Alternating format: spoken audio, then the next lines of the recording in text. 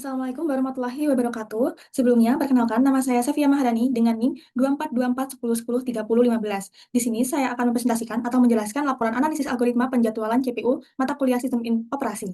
Di sini saya akan menjelaskan dua algoritma yaitu multi-level queue atau MLQ dan yang kedua multi-level feedback queue atau MLFQ. Yang pertama, itu menjelaskan mekanisme atau cara kerjanya, yaitu yang pertama ada MLQ. Jadi MLQ ini membagi ready queue, jadi setiap proses yang siap dieksekusi, itu akan menjadi beberapa antrian yang sifatnya tetap atau fixed. Jadi setiap proses yang masuk ke sistem langsung diklasifikasikan dan ditempatkan di satu antrian dan proses itu nggak bisa pindah-pindah antrian selama hidupnya gitu. Kemudian untuk strukturnya itu ada 4. Maaf, ada 5. Yang dimana dari yang teratas sampai terendah, yaitu yang pertama ada sistem proses, interaktif proses, yang ketiga interaktif editing proses, yang keempat batch proses, dan yang kelima ada low priority proses. Kemudian MLQ ini ada dua mekanismenya, yaitu untuk rule 1, antrian dengan prioritas lebih tinggi selalu dieksekusi duluan. Jadi CPU ini nggak akan turun ke antrian bawah selama antrian atas masih ada isinya. Kemudian untuk rule 2, di dalam setiap antrian punya algoritma penjadwalannya sendiri. Jadi antrian atas biasanya pakai round robin, antrian bawah pakai FCFS. Nah, kemudian yang kedua ada penjelasan atau cara kerja multi-level feedback queue atau MLFQ.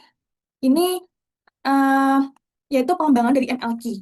Karena proses MLFQ bisa berpindah antrian berdasarkan perilakunya. Kemudian untuk MLQ ini mempunyai 4 aturan.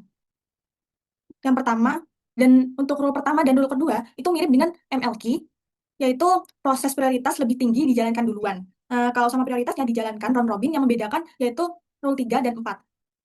Yang dimana rule 3 ini, kalau sebuah proses menghabiskan seluruh kuantum waktunya tanpa selesai, dia diturunkan ke antrian bawahnya. Nah, itu namanya demotion.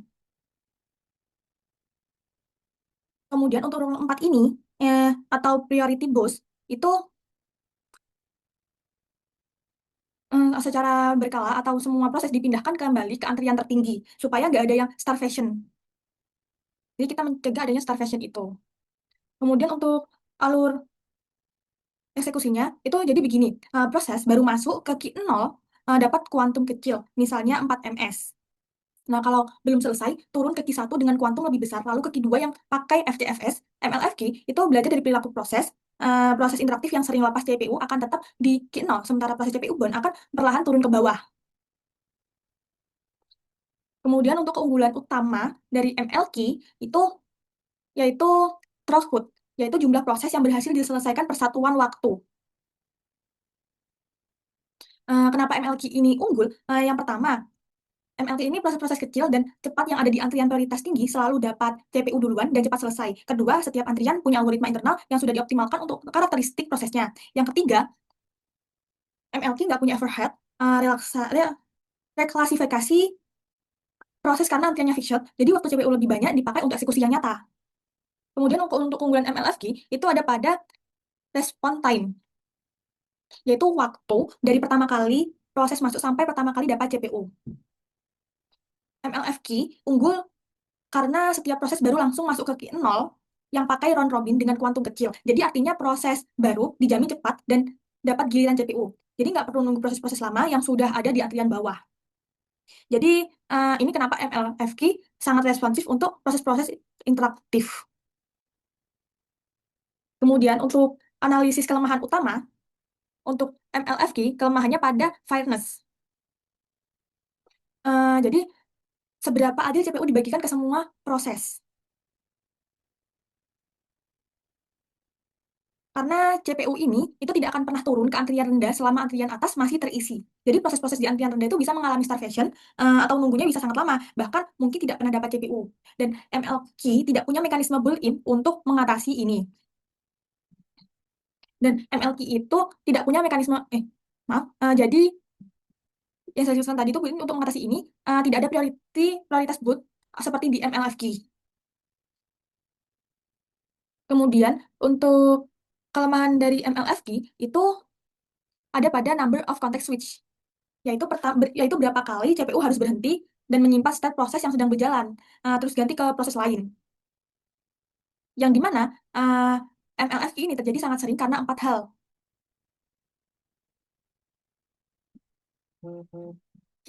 yaitu kuantum Q0 yang kecil bikin CPU sering frame, kemudian setiap demotion butuh context switch, periodic boost periodik yang juga butuh context switch, dan yang terakhir itu ditambah proses I/O atau input output bond yang bolak-balik masuk keluar antrian. Jadi semua ini menghasilkan overhead yang cukup besar.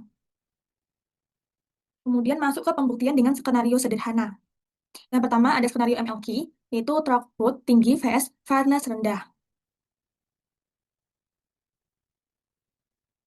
Di sini skenario pertama untuk MLQ itu parameternya ada 3 antrian, yaitu Q1 prioritas tinggi, itu pakai round robin kuantum 4 ms, kemudian yang kedua Q2 prioritas sedang round robin kuantum 8 ms, dan yang ketiga Q3 ini prioritas rendah pakai FCFS. Untuk data proses, di sini ada 5 proses, yaitu P1 dan P2 masuk ke Q1 prioritas tinggi, kemudian untuk P3 dan P4 ini prioritas sedang masuk ke Q2, dan yang terakhir P5 ini di Q3 dengan prioritas rendah. Kemudian kalau kita lihat di get card MLQ ini, di mana P1 langsung dieksekusi di T0 dan selesai di T3, kemudian P2 ini menyusul dan selesai di T10. Baru setelah Q1 kosong, CPU turun ke Q2 untuk mengeksekusi P3 dan P4 secara bergantian. Kita lihat di bagian untuk P5 ini, dia masuk dari T0, tapi baru dapat CPU pertama kali di T30 ms. Karena harus menunggu Q1 dan Q0 kosong. Ini yang membuktikan bahwa MLQ ini sangat tidak fair untuk proses prioritas rendah. Kemudian untuk analisis hasil MLQ, throughputnya itu bagus. Dengan 5 proses selesai dalam 40 ms, tapi fairness untuk P5 ini sangat buruk dengan RT-nya mencapai 30 ms, padahal itu sudah masuk dari T0. Kemudian lanjut ke skenario MLFQ, response time rendah vs NCS tinggi.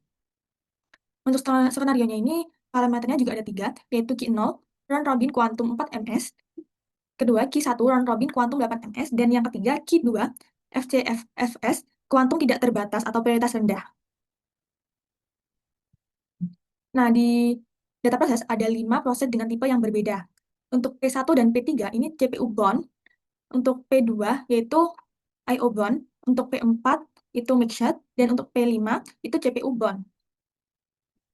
Kemudian untuk bisa kita lihat di sini gen card MLFQ ini setiap proses langsung dapat jatah CPU begitu masuk.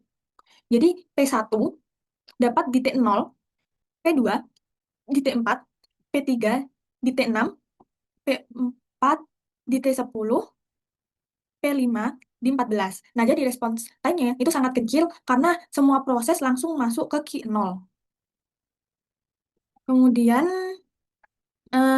tapi kita perhatikan dulu setelah T sama dengan 18, proses-proses yang CPU bond yang mulai turun ke Q1 dan Q2 karena terus menghabiskan kuantum, setiap perpindahan ini butuh context switch. Kemudian di estimasi context switch MLQ ada total context switch-nya itu mencapai sekitar 14 kali hanya dalam 32 ms, sampai 7 dari kuantum habis di Q0, kemudian 4 dari demotion dan 3 dari prime di Q1. Kemudian untuk ringkasan metrik MLFQ, ini main RT hanya 4,4 ms, sangat rendah dan bagus. Kemudian tapi NCS-nya itu sekitar 14 kali yang membuktikan kelemahan MLFQ di konteks switch-nya. Jadi kesimpulannya bisa diambil itu MLQ cocok untuk sistem yang beban kerjanya sudah terprediksi dan butuh throughput tinggi, tapi kurang adil untuk proses prioritas rendah karena rawan starvation. Sementara MLFQ lebih adaptif dan responsif dengan respon time yang rendah, tapi harus membayar dengan overhead context switch yang jauh lebih besar. Mungkin penjelasan saya itu saja. Mohon maaf bila ada salah kata. Sekian, terima kasih. Wassalamualaikum warahmatullahi wabarakatuh.